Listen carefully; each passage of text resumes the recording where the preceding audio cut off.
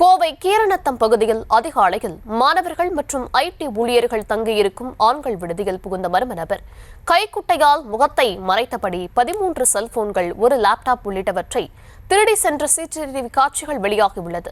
விவரங்களை தர இருக்கிறார் செய்தியாளர் சதீஷ். வணக்கம் சதீஷ், அந்த மர்ம நபர் யார் என்று அடையாளம் காணப்பட்டு விட்டதா? விவரங்களை வழங்கலாம். கோவை சரவணம்பட்டி, கீரநத்தம், துடியூர் உள்ளிட்ட பகுதிகளில் பல்வேறு ஐடி நிறுவனங்கள் செயல்பட்டு வருகின்றன. அதே போல அந்த பகுதிகளில் நிறைய அதிகமான பொறியியல் கல்லூரிகளும் இருக்கு. இங்க பணிபுரிஞ்சிட்டு வர்ற வெளியூர்ல இருந்து, வெளி மாவட்டத்திலிருந்தும் ஏராளமானவர் பார்த்தீங்கன்னா அங்குள்ள கீரநத்தம் பகுதியில் உள்ள தங்கு விடுதியில இளைஞர்கள் தங்கியிருக்காங்க.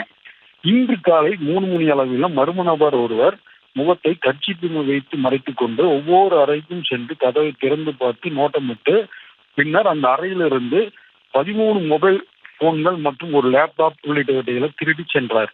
அது எல்லாமே பார்த்தீங்கன்னா சிசிடிவி காட்சியில தற்போது வெளியாகி பெரிய பதற்றத்தை ஏற்படுத்தியுள்ளது.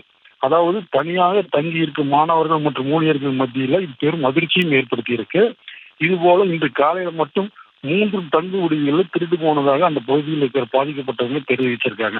இது குறித்த சிசிடிவியில் நம்ம பார்க்கும்போது பார்த்தீங்கன்னா அந்த வாலிபர் தனது முகத்தில் வெள்ளை கலர்ல கர்ச்சீப்பை மூடிக்கொண்டு உள்ள ஒவ்வொரு கதவை தட்டி விட்டு பின்பு ஒரு லேப்டாப் பேக்ல செல்போன், லேப்டாப் உள்ளிட்டவை எடுத்து செல்வதும் நம்ம கண் முன்னு தெரிகிறது.